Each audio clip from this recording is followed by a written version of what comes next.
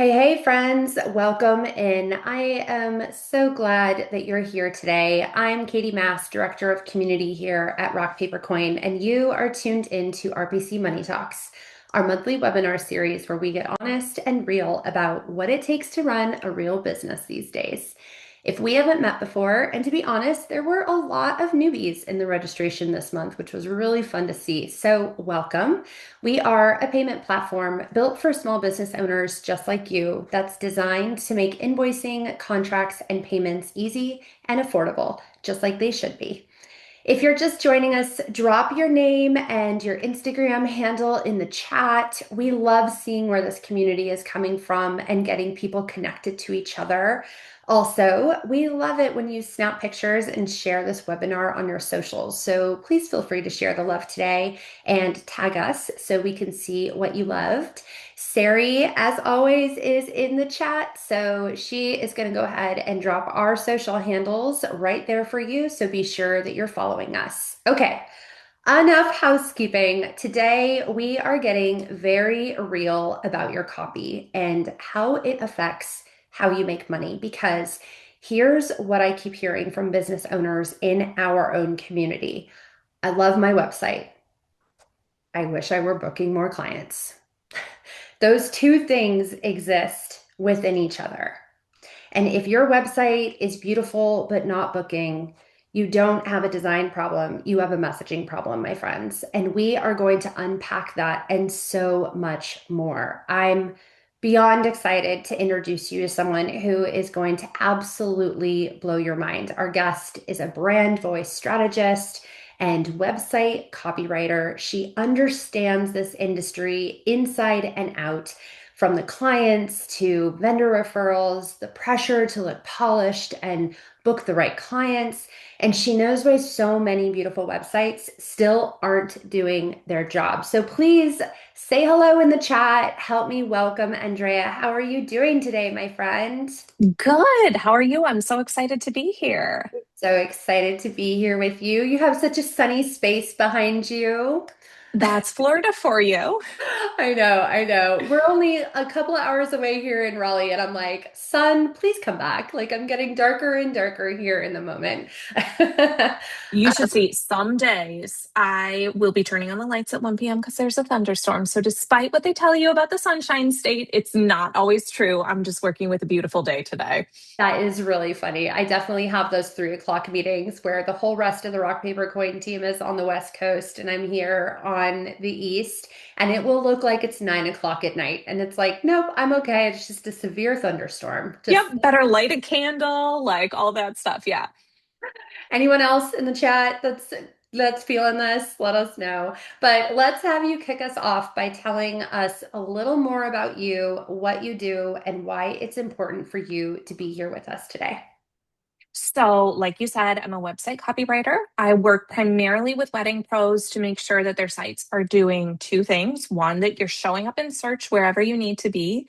And two, that you are actually converting all those people who are just browsing into just booked inquiry calls or just booked weddings and money, of course, because that's ultimately the goal.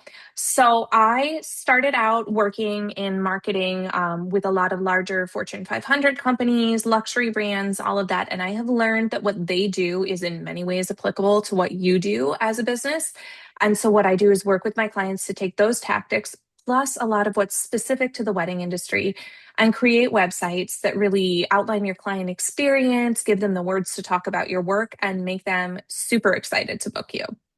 Honestly, my friend, that's why I wanted you here. You just get it. You really do. And I love it. You're not an outsider telling pros how to market. You live in this industry. So Yes. thank you for all the amazing education that you put out there for us all to grab and for doing this work with us. I'm so glad that you're here. So before we can talk about what to fix, because we are going to dive into all of that and you are going to school us so good. We need to talk about what's broken. And I think there are some really common myths in our industry that Mhm. are actively keeping people stuck. So let's start here. What's the biggest lie small business owners believe about their website that's actually costing them money?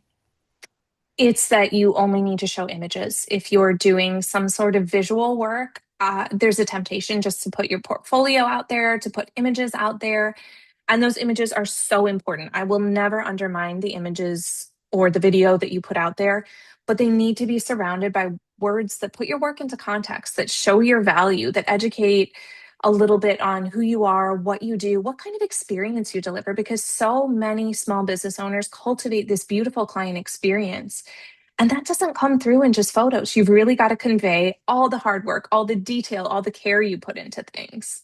Yeah, I love that. So, which do you think is maybe the sneakiest, or what are the ones, like, what are some of the myths that people defend the hardest that you wish they wouldn't? Because you're meeting with a lot of people and you're like, let it go.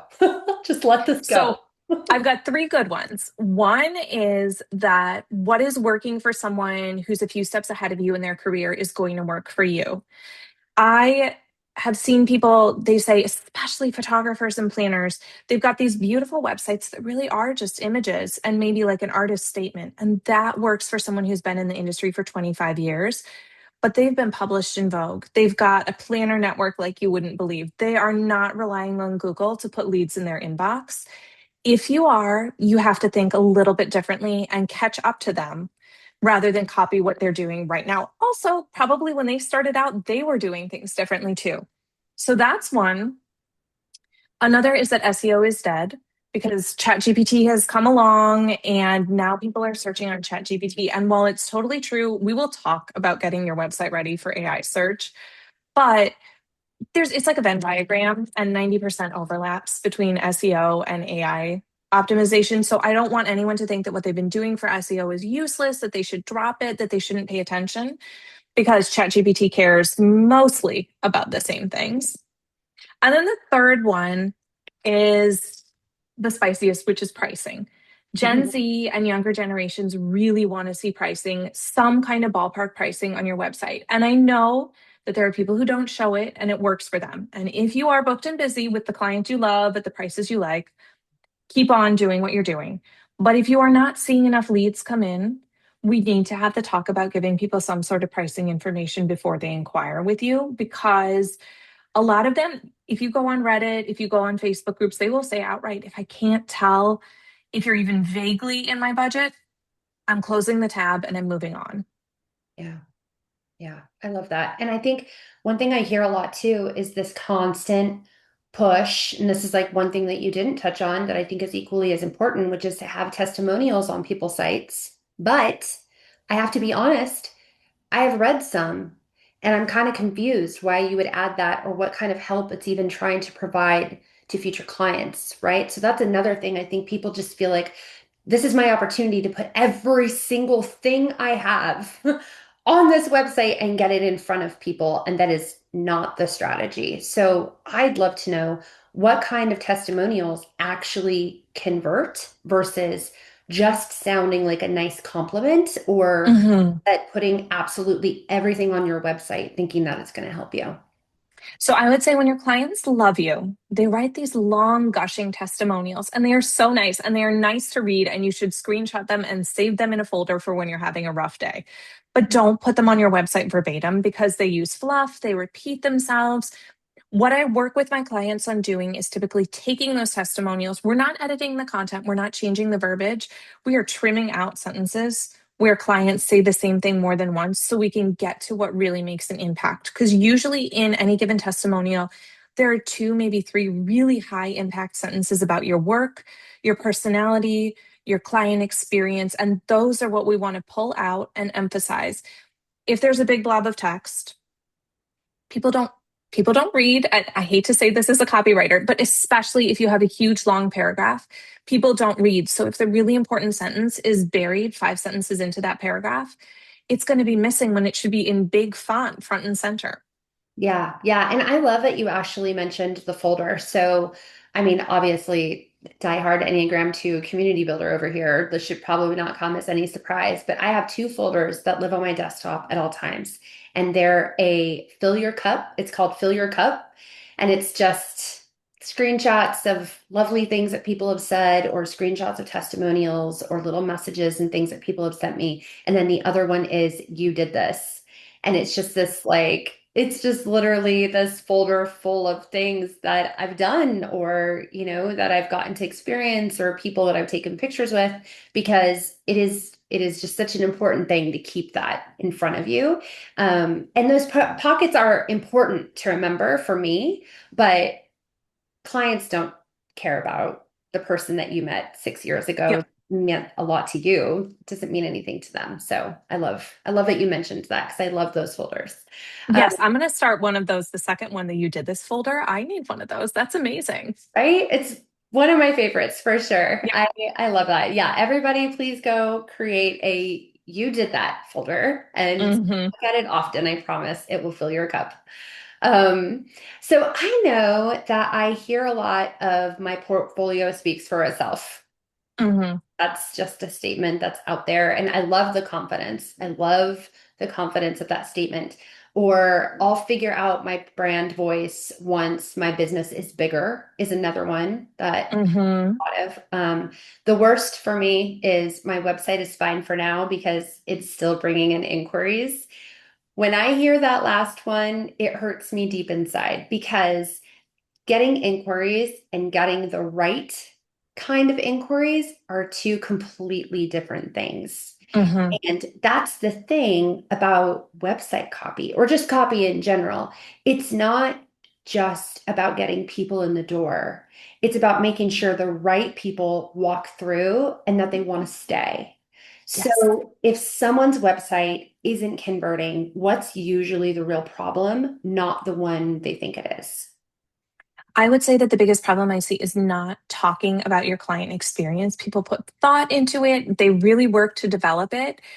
But people need to be able to see that client experience out there. I just got off a call with a stationer who does some really fun bonus things for her clients. And that was on her website. And I made sure to praise her for some of the really cool stuff she's doing, because I said, maybe your competitors are doing this, maybe they're not.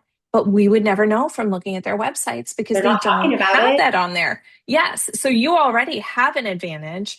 And so that client experience piece, especially as you move into higher pricing tiers, is so important.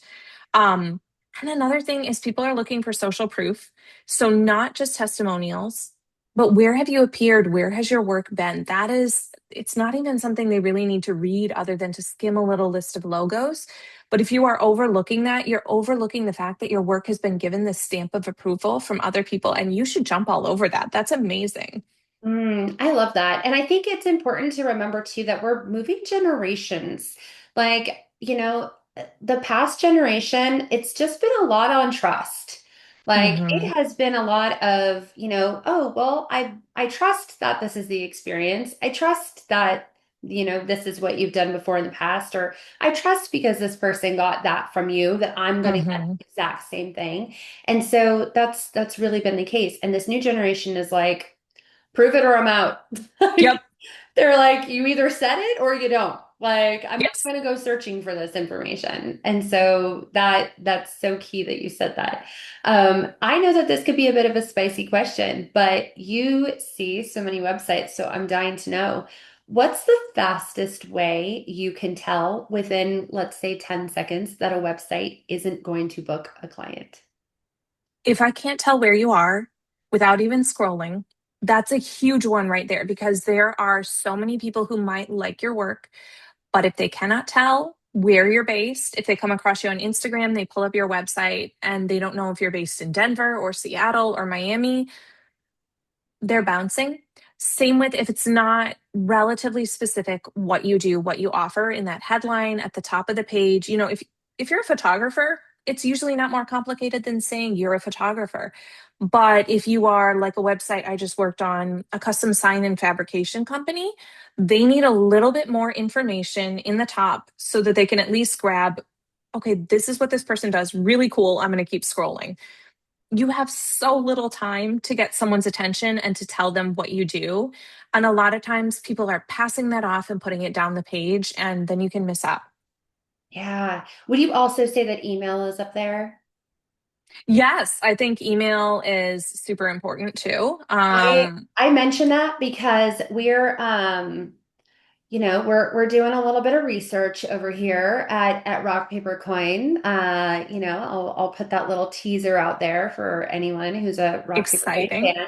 And I wanted to rip my hair out because the amount of people that I've been trying to get in contact with or try to approach or ask questions or invite to collaborate or anything like that.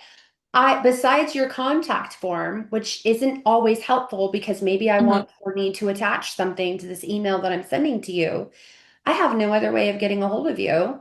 And I'm not actually completely even sure where you are. So, Yep. like, are you to your point about location, are you in the area that I'm hoping that you are? I'm not sure. But also, I have no email or other way to contact you to send anything other than your contact form. And so I'd say email just literally just was so frustrated last week with I'm just trying I to get have a hold of you. That's in my notes later on that you need a way for other vendors to contact you, other business owners to contact you, especially if your contact form is so specific and it's Yes, like expected wedding date, number of guests, and you have to enter that.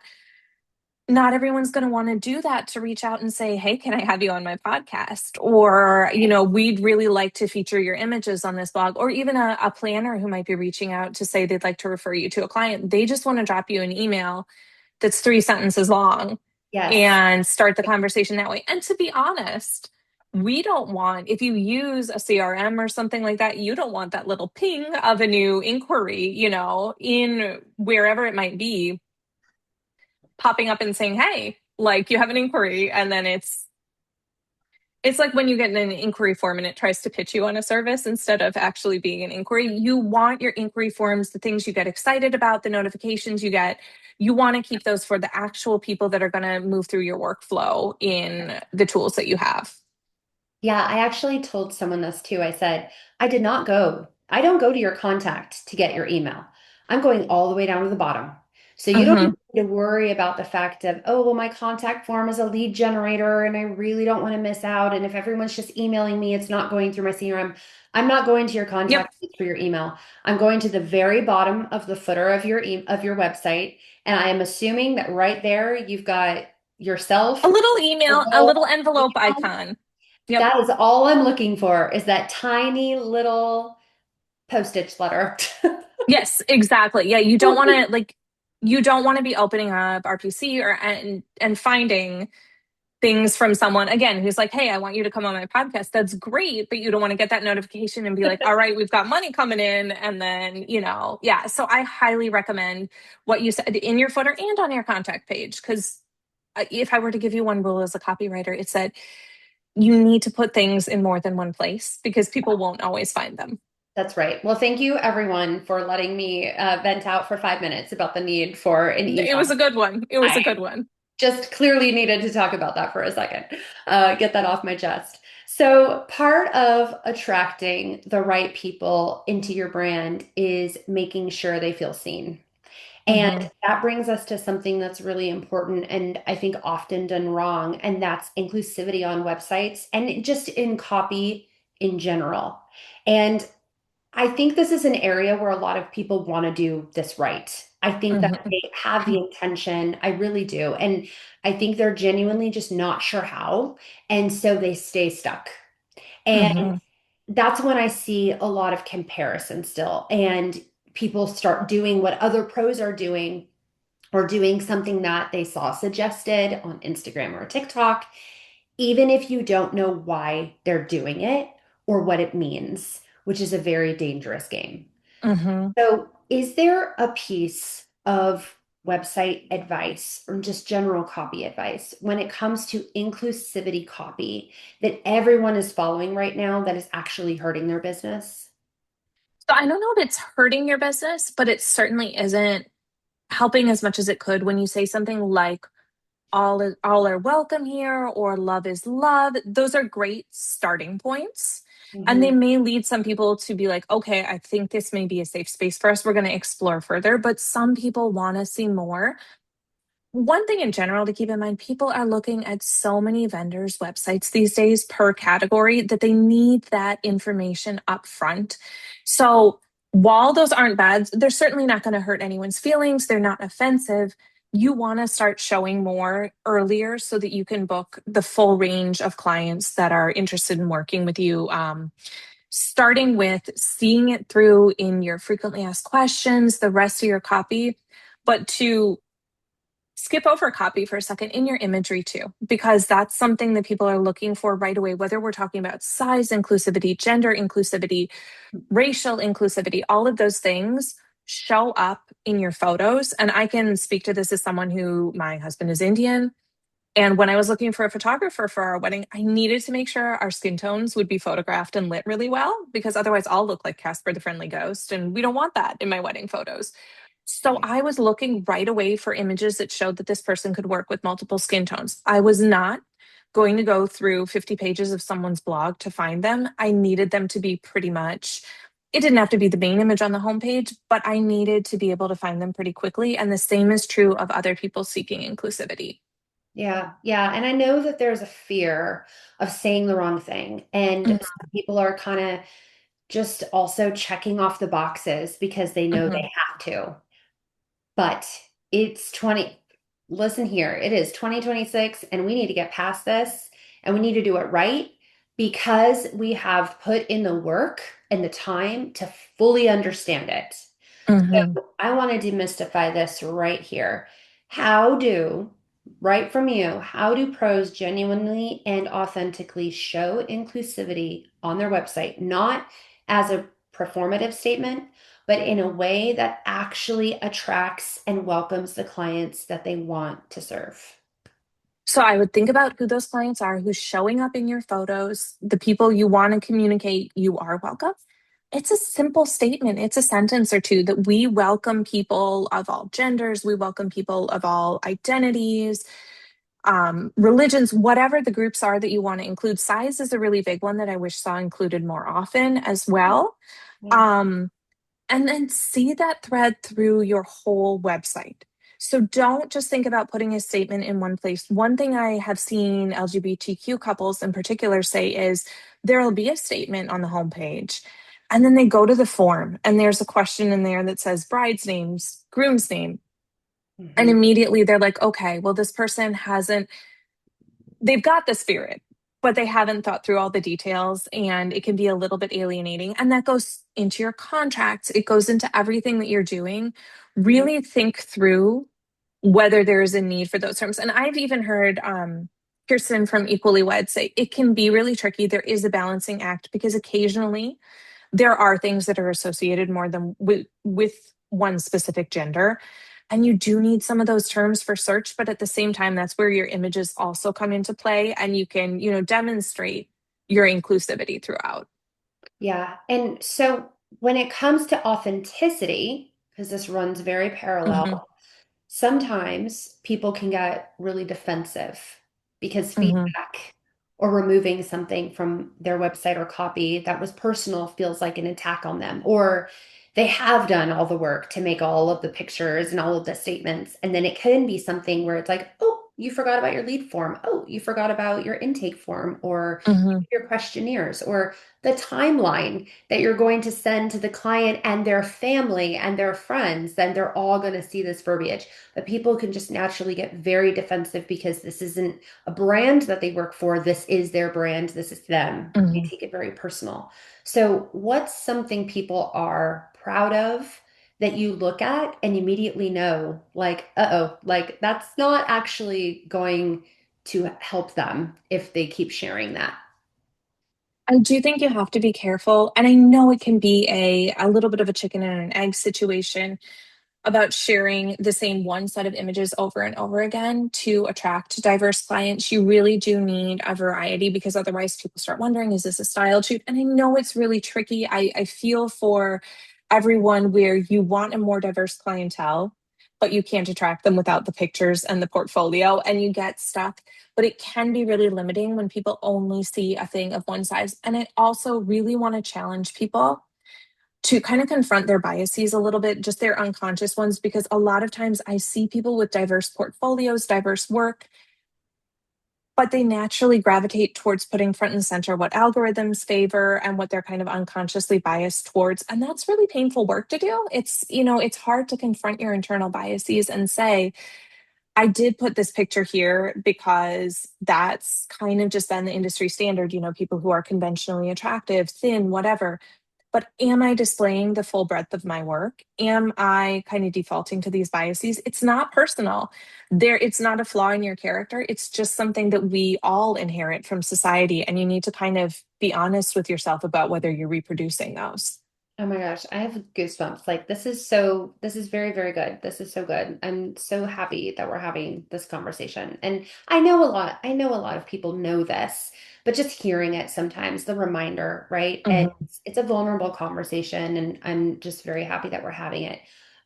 Because you have the platform here today to be able to make these suggestions. What's one shift? What's one piece of homework that we can give to everyone that you suggest that they make today that they should immediately make their website to feel more human and inclusive? So I would say if you want to make your website more inclusive, go look where you might be making an assumption about like gendered groups and just change that. So the two most common ones I see besides obviously bride and groom are bridal party, which is kind of rough because there's not even a word for the groom's party really. Like we don't say groomo party. So maybe say wedding party or wedding parties. Same with the suites if you're a venue or if you're just talking about the suites, the getting ready suite, the wedding suite, whatever you want to call it.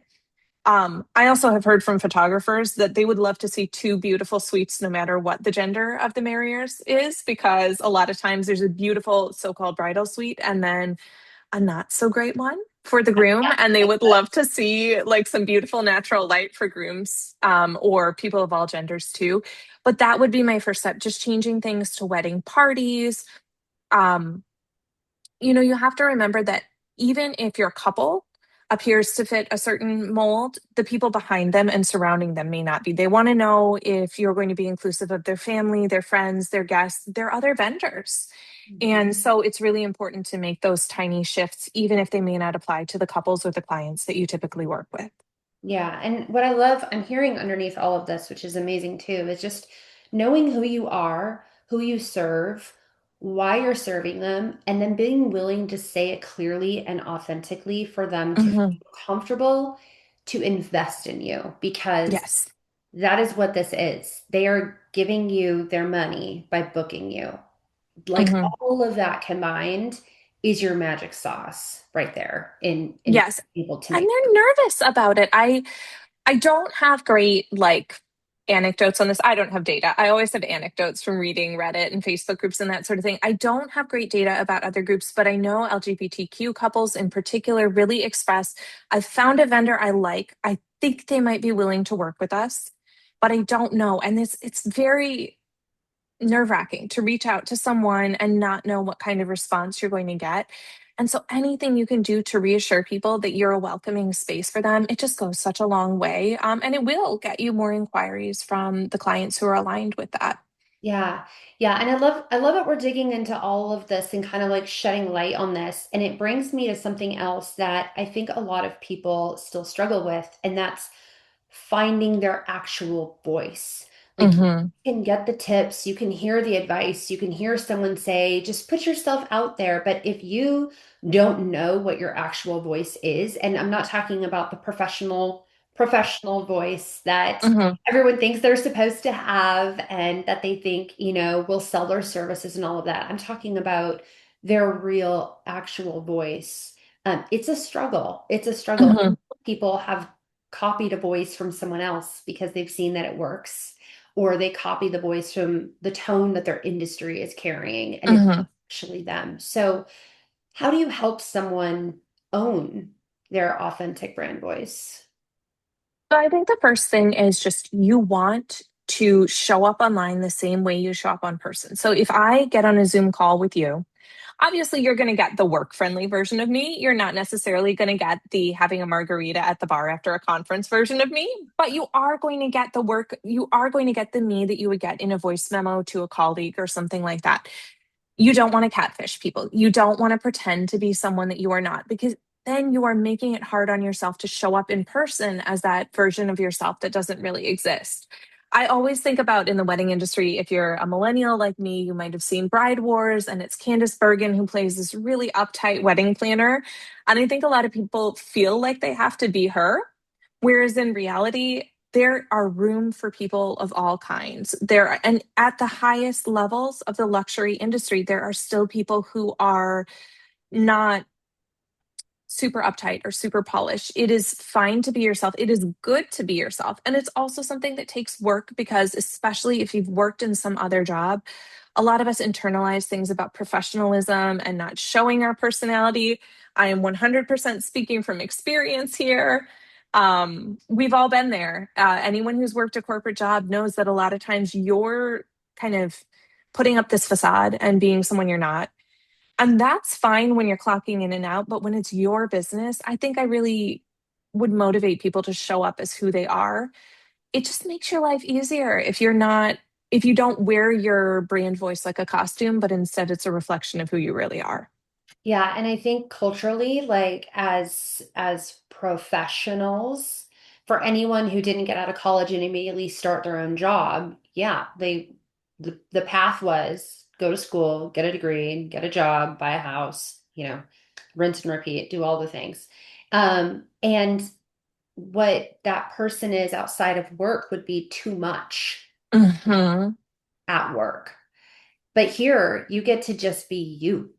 Like Hmm. you are the self. And so what do you say to someone who is worried about being too much and putting their real selves out there? You have to be a little bit brave and know that you are not going to work with everyone. First of all, you can't work with everyone. If you live in a city like I do, you literally could not take on all the work that there is out there for you unless you live in a town of 25 people. There's more weddings out there than you can reasonably book.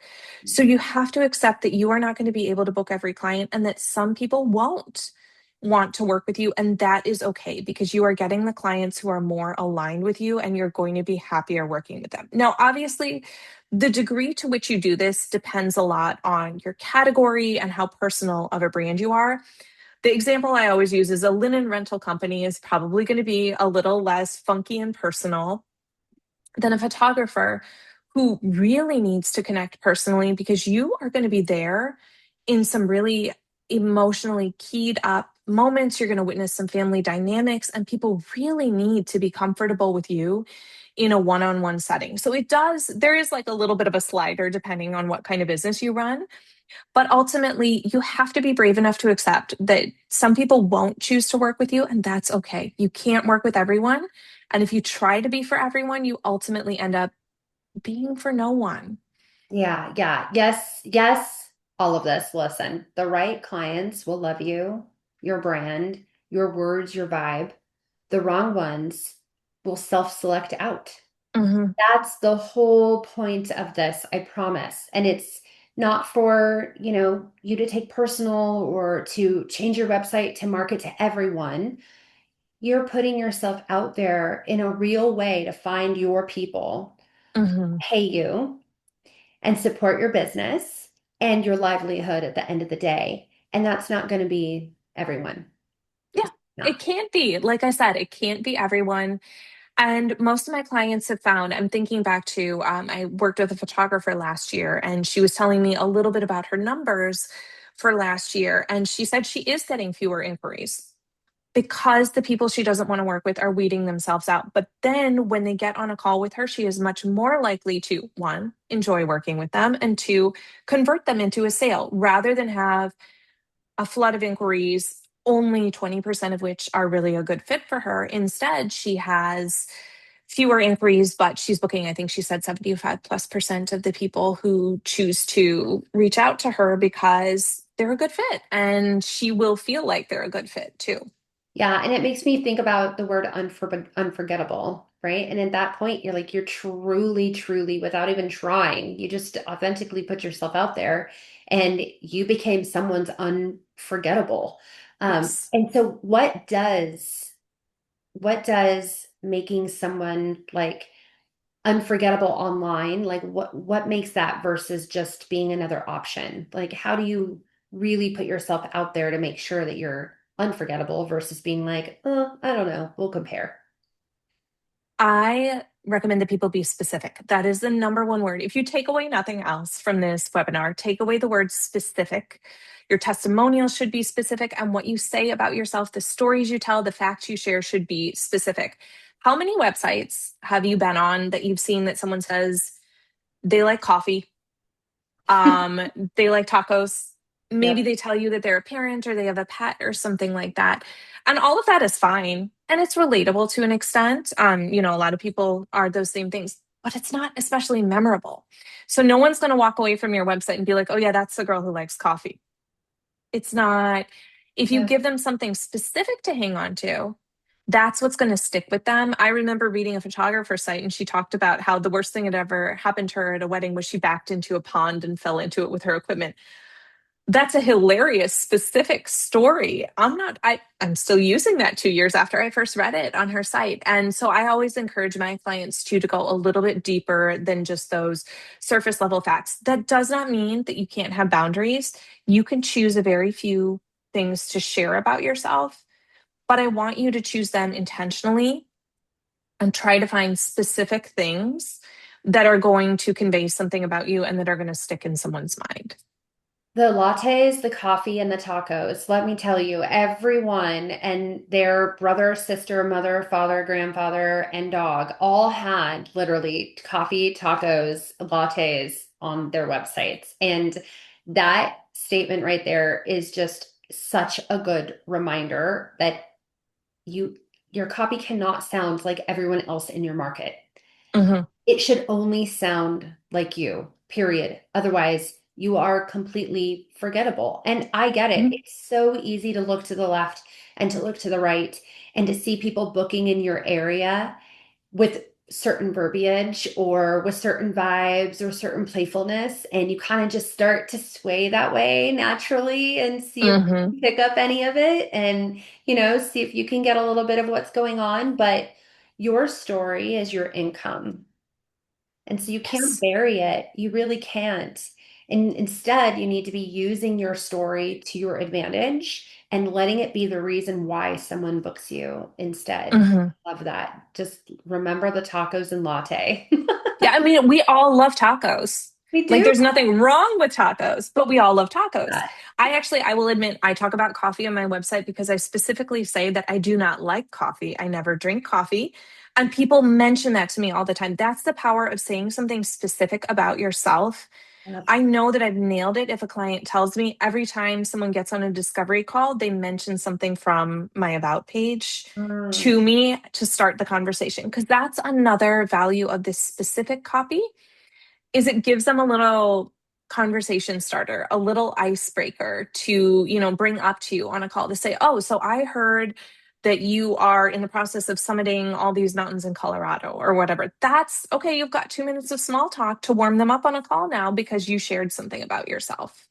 I love that. Yes. Oh, okay. We've busted the myths. We've talked about showing up for the right clients. We've found our voice. So now let's talk about what this all actually looks like in practice because Mhm. there is a difference between a website that's nice to visit and a website that sticks with you. And there's an even bigger difference between copy that sounds good and copy that actually makes someone inquire because they're already invested and they need Mhm. to know more. So, what is the biggest mistake people make on their homepage that is absolutely killing their conversions?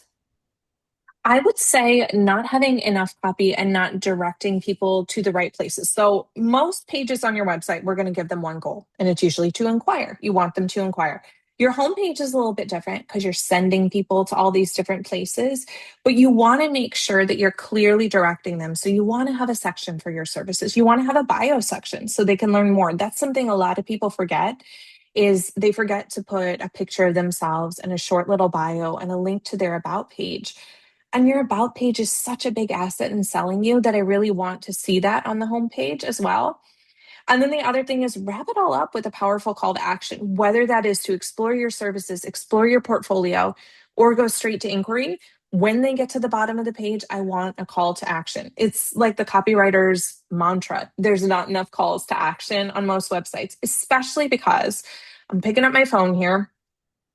You are going to have a ton of visitors scrolling through your website on their phone. And the more buttons you have, the more they are likely to click. When people are so lazy, they don't want to scroll way back up. If you only have one button to inquire with you on your homepage, they're gonna get lost. So you need multiple buttons. In general, I've been working with websites for 15 years. In general, I can tell you that every year more and more people are looking at your website on mobile. Doesn't matter what Mhm. platform you use, what industry you're in, every year the numbers go up. And so you want to make sure that you're taking that into account.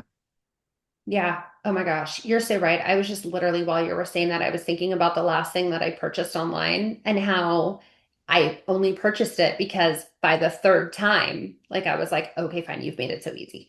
And Yep. I just Yep. hit the button. And then, of course, my credit card is saved in my phone. And before I know it, I'm like, what did I just do? Like, I purchased it without even really knowing, Yep. right? Like, it just was so easy. It just happened. I mean, that's what I And tell I my I husband. do feel It just like happened.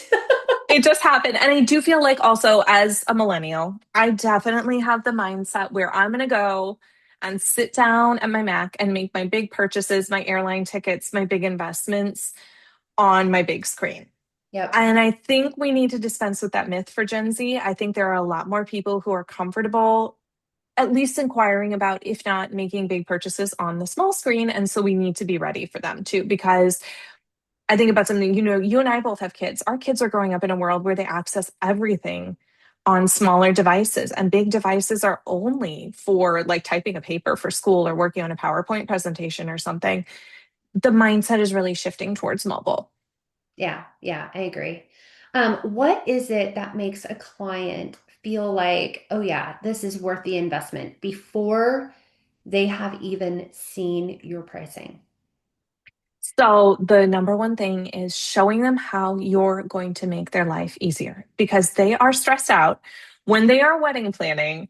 They are, most people are working full time professionals. They have a social life, they have things going on. And a lot of times, especially if they're not hiring a planner, they feel like someone just handed them a second full time job on a plate and said, go do this. You don't know anything about it. Now's the time to get good at it. And frankly, even if they're planning on hiring a planner, that task of hiring a planner can seem really massive to them. How are you going to make their life easier before they see the price? What are the things that you do that make them go, oh, yeah, I want that? This is going to make this piece of the process so much easier for them. Whether you're a planner selling them on how easy you can make it, I have a client where we said, I will be type A for you so that you don't have to be type A about your wedding, or whether it is a stationer where it's like, you know what, we do mailing. You don't have to do the mailing. Don't even think about the weight of your invitation envelope. I'll take care of all of that. They want to know how you can just take care of them. And again, this is something that I think a lot of wedding pros put a lot of thought into for their clients, but then they don't actually tell them about it before they book. Yeah, yeah. And it's the memorable, right? It's like going Yeah. back to that memorable. I've always remembered when someone told me about the scroll test. And that means, what do clients remember 24 hours after visiting your site? And Hmm. some websites these days feel so down to business and just Hmm. of personality and experience and what we're doing together. And you're like, okay, this all sounds great, but like how does this even work? What does this look like? That we need to remember that we're in an industry of emotion, and Yep. memorable is emotional, not logical. So Hmm. to the how the client feels or how they are going to feel, not just what you do and how to book you and just getting straight to the point. I love that. That's Yeah. And it is all about feelings. And I usually like to think of it, you do have both. You have people who lean more emotional and people who lean more logical, and you got to cater to both of them. Usually, this is one of the things I tell people when I'm talking about this. I find that in a couple, you have one emotional buyer and one logical buyer. I'm sure there are some couples where both are emotional and both are logical, but I haven't met many of them. So you Yeah. need to understand you're addressing both within a couple, and the emotional buyer really does want you to paint this picture of both what their wedding day will be like and what the experience leading up to it will be like. Yes, yes. So if you could only fix, this might be hard, if you could only fix three things on someone's website to increase bookings specifically, what would they be? So the first thing would be add a blog if you don't have one, because you should be blogging. You should be talking more about the work you do, creating a portfolio of work, but also helping people find you through search because there's only so many pages that go on your main website. A blog is just like, I like to think of it sometimes as throwing more raffle tickets into a bag that you know someone's going to pull one out of. The more pages you have, the more chances someone finds you. Um, I would shorten your contact form most likely, unless you are actively trying to decrease the number of leads you get, which is a strategy and it's a totally fine one if that's where you are in business. A lot of people have too long of a contact form and too many required questions that ask a lot of a couple that are kind of, text based. Keep it to the details they can enter easily through a form. Remember, they are doing so many of these. And a lot of times they don't want to get into detail about their love story before they even know if you're available on their date. And then the third thing would be an edit I always do, which is see where you're talking about I or we and try to switch it to you. Because when we write about our business, we want to tell people about all of the wonderful things that we do, but we end up framing it with I and we. And as humans, we are so self centered that when we read copy that starts with you, we really internalize that as opposed to when someone's saying I or we, the copy is centered on them. So that shift, you will find you can reword so many sentences on your website by shifting to talk about them and what they're going to get out of the experience and why you do the things you do for their benefit. It's a game changer. That's maybe my favorite copywriting tip. That I was gonna say, we need to put that somewhere, like on a billboard. Like that, Yep. that was gold. That was gold. I love that. I think I'm pretty like I'm naturally a pretty emotional writer, so I gravitate towards other people before I ever naturally Hmm. gravitate to myself. And so I pick up on a lot of the I's and a lot Yes. of the we's in other people's writings. And so I Beautiful. I love that so much. That's so, so good. Um, so I want to bring it home with copy because this is the whole thing we have really come to learn today. You can have an authentic voice, a beautiful brand, and all the right vibes, but if your copy isn't written to convert, it's just pretty, pretty words with Hmm. pretty, pretty pictures. So get us there, my friend. Give us some homework. I mean, you just gave us an amazing actionable tip, but give us some items that we need to do to get that copy converting across all of our places and spaces that you really just want people to go head down and make a change on. I would look at it through a storytelling perspective. Make sure that you are telling a story that they can see themselves in, especially when you're describing the event. And I love to evoke all the different senses. Think about all of these different sensory elements that come into a wedding and tell a story using those. If you're a florist, it's about more than just the colors, it's about the scents, it's about the feel, it's about texture, and really add some texture to your writing. Go read your website, read it aloud. Don't send me hate mail for giving you that tip because it's not a fun one, but read it aloud and see what sounds like something you would actually say and what parts make you go, God, I would never say that. And then those are the parts that you want to revise and keep reading aloud to yourself. Because really, while I won't totally say that, sorry, my AirPods tend to migrate as I'm talking. Um, while I won't say that you should write exactly as how you talk, of course, we should have a little bit of an inner editor. At the same time, if you are reading your copy and you are saying, no, that's wow, I can't imagine saying that in conversation, that probably doesn't have a place on your website. Hmm. Yeah. Oh, that's so good. I really like that. That's so good. A lot of it too is just like we write something, we put it out, we're done. It took so much to even get to that point that the thought of going back and like checking it again is like a whole other full-time job. Yep. But it is most likely the most important because I even think about how many emails that I send where I start it and I'm like, I should probably take a beat for a second and save this as a draft. And maybe tomorrow this will feel a little different. Or even just our newsletters at Rock Paper Coin. Hmm. We don't write those in a day. We're going back on those and rethinking them and thinking about them and making sure that it's positioned the way that, was the true intention of how it was Yes. positioned and how is this going to deliver and do we need to go back and get any more information and like that's just not even something that we send in a day. And so the hit pause for a moment is so important.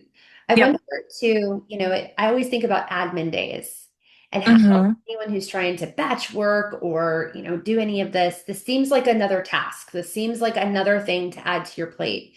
But if you batch writing on a Monday and maybe proofread on a Wednesday and hit live on a Friday, right? Like there's things that you Yep.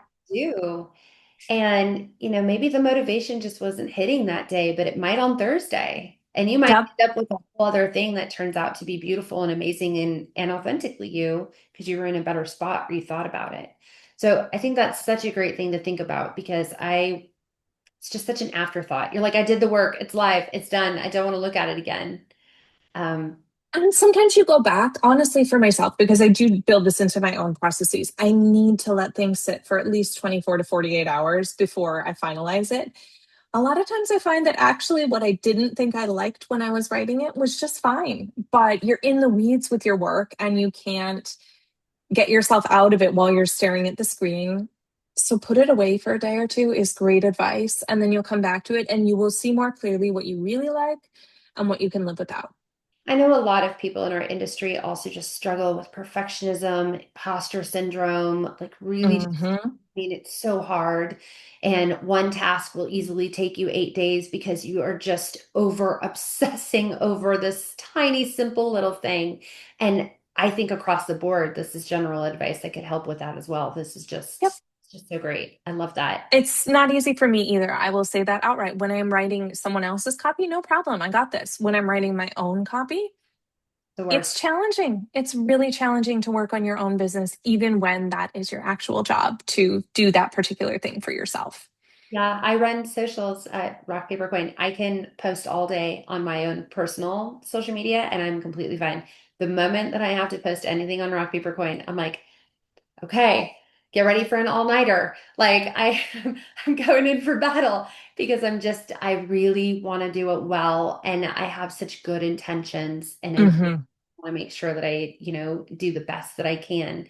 And the best that I can was 4 hours ago. Like I got Yep. it, I probably did it great. Yep. Exactly. Exactly.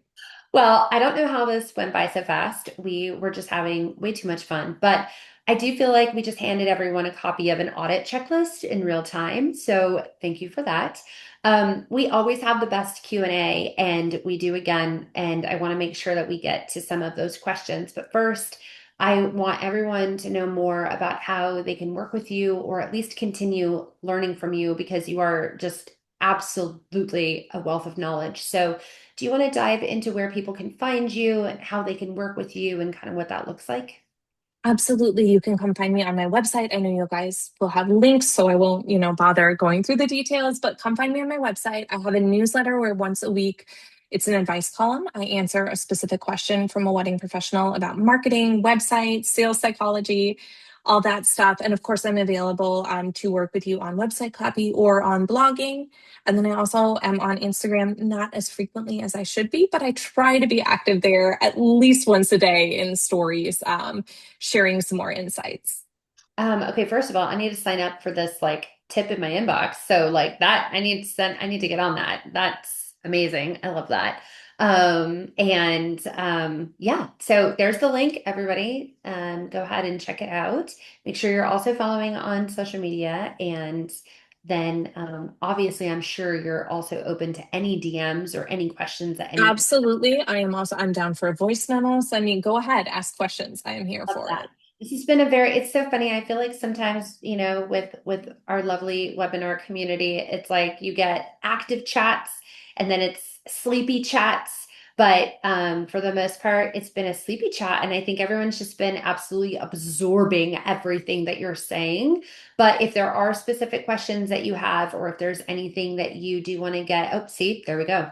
Yep, there we go. Then go ahead and I'll get started on some of this Q&A. And then don't worry, Sari is right there for you. She'll see your questions and then we can pop them on over and we'll see how many we get to. If we don't get to all of them, I will make sure to send them on over and then you can go maybe perfectly to answer them on your stories Yep, today. absolutely.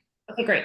So, first one here, I'm struggling to make sure my website reflects who I want to work with, not just who I've worked with before, but my portfolio is holding me back from getting different kind of clients and vendors, and styled shoots don't work in my market.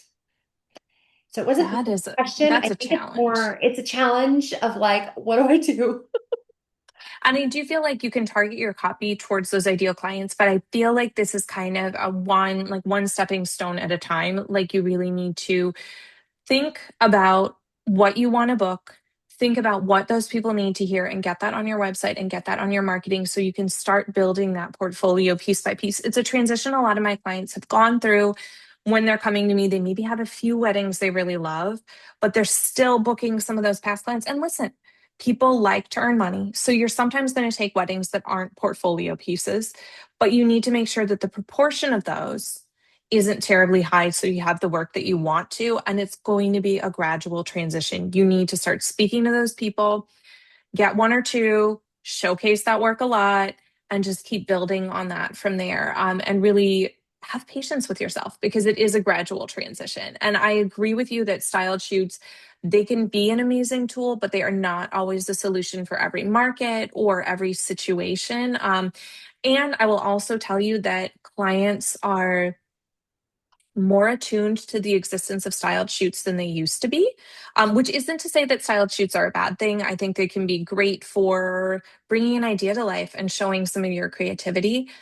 But especially if we're talking about photographers or sometimes planners, clients are attuned to the fact that a styled shoot is not a real life shoot. And so it is not wrong to want to have more portfolio pieces of actual weddings in there because they are starting to pick up on that. Yeah, and I think the styled shoot photos are great for socials, right? Hmm. They're super, they're visually pretty. You can definitely do that, but a styled shoot doesn't lend itself well to a gallery or to a blog or onto your portfolio. So I totally Yep. agree. Here's a live question. Are there some key broad categories of copy information that should appear on the homepage to grab the attention of ideal couples? I'm an officiant with a very emotive style, by the way. Okay, so I feel like what I would want to see on an officiant's homepage for that, I would want to see, first of all, I always recommend that you have at least one section that covers different packages or services that you offer if you have a scope of them. So, obviously, if you are a person who just does one thing, you explain a little bit about your photography services and link them to that page. But if you are someone who has multiple services or packages, give a little bit of information about the different types of things they're going to see so that they can see the breadth of your offerings on one page. I'd like to see a bio, especially for an officiant. I'd like to know your background, how you got into this. If there's a faith based component, then people are going to want to know that right up front. On the flip side, if there's not a faith based component, or if you work with couples from all different faiths, couples that aren't people of faith, I'd want to know that right away on your homepage too. There's some really critical information there. But then also, as an officiant, I want really powerful testimonials about how you turn people's stories and their situations into ceremonies that really felt like them. So your testimonials are going to do a lot of the talking for you about that emotional piece. Love that. Thanks, Mark, for asking that question. Okay, so how do I know if my website is attracting the wrong people versus just not converting the right ones? So this is a data question and I highly recommend you track your data on this and you figure out what your website traffic is, how much of that is becoming leads, and then from the people that inquire with you, are you booking calls? From the calls you book, are Mhm. you booking? There's multiple steps, and you really want to track how the data is funneling through at every single step. and track it for a couple of months. You're not going to, like, 1 week is not going to give you the data you need, but try to figure out where people are falling out of what we would call your funnel. And then it might be, then you can start to diagnose those issues a little bit more. So if, for example, you get inquiries, but they don't turn into calls, perhaps the issue is you're not responding quickly enough to that first inquiry. I hate to say it, but this is also why we have great tools like Rock, Paper, Coin to help you respond quickly to those inquiries. I am not saying you should be glued to your phone 24/7. I am saying that Gen Z loves to see you use automation so that they feel taken care of. And so that's one thing, but you need that data in order to diagnose where your problem is. If the problem that you have is that they get on calls, but they're not booking the package, maybe there's an issue with your proposal. Maybe they need to see pricing earlier in the process. There's a lot to unpack, but you're going to have to track that data for a couple months first to figure out what the issue is, and then start looking at all of the different little pieces that could attract them. And it may be that your website is attracting client A and you want to attract client B. And once you have that data, you can go, okay, you know what? From the moment these people get on the calls, I know they're not a good fit. So clearly there's something that needs to shift in my message to attract the people who are the right fit for me. Yeah, yeah, yeah, I agree. All right, here's a last one. I feel like my copy is either too casual or too polished. How do I find the balance? Oh, that is a tricky one. I would say that you want to, like I said, the reading aloud trick is really good for that particular situation because it's going to make you realize, okay, this is too casual for me. Like, I don't want to sound like this to my ideal customer. This is too stiff and too formal. So read it aloud. Grab a friend. Do not grab 10 friends. Grab a trusted friend or an industry colleague and have them go through it for you too and point out sections where it feels too polished, it feels too stiff, it doesn't sound like you, and have them go through that because sometimes having another set of eyes on something is really beneficial. I do it in my own work. I have people look at my copy and tell me, no, you could be stronger here. This doesn't sound like you. All of us should do it because you can't, it's such a cliche, but you can't look at the label from inside the jar. And so you need that person. So find someone you trust. Like I said, don't get a whole board of advisors for this because you don't need 10 clashing opinions, but someone you really, really trust to read through it with you and give you some solid advice can really help you clean up that tone of voice and make sure you're nailing it. And tell them before you have them look at it, tell them who your ideal client is. That's the other thing. Copy is only so good without a brief. So they need to know who you're aiming to talk to before they can give you valuable feedback. I like that. Yeah. And I try to also think about different generations, like, right? Different genders, different walks of life. Like, how are they Mhm. seeing this? How are they seeing this? Yeah. Yes. Yeah. Oh, my friend, thank you so much for hanging out with us. You really brought the education today. I know I'm going to dive in and see what I can update in all of my copy in all of the different places. So thank you. To Of everyone course. listening, thank you for being here and leaning in to do the hard work. I want you to remember this. Your website isn't just a place people visit, it's a decision-making tool. And right now, it's either building trust or breaking it. And it's either guiding people to say yes and book or quietly giving them a reason to walk away and say yes to the next pro. If something isn't working, it's not about starting over. Don't leave here thinking that you need to redo everything. Leave here knowing you need to say what actually matters to the people who are already looking for you. It's about getting honest about what your messaging is actually saying because when your words are clear, aligned, and human, your website stops being something that just looks good and starts becoming something that works for you. And that's how you turn a website into a booking machine. Join us next month for RPC Money Talks, where we are diving into AI, but not in the way that you think. You're using AI, and we can all tell. Yikes. In this session, digital marketing strategist Jess Shelton breaks down how to use AI to amplify your ideas without giving it all away. Get to know what bad AI usage looks like, how it's impacting your business, and real examples of how to use AI in a way that feels human, authentic, and aligned to your brand so you can work smarter, not harder, without outing yourself. Watch out for today's replay link and that new webinar sign up that's coming up into your inbox soon. And otherwise, have a great day and thanks for joining us, everyone.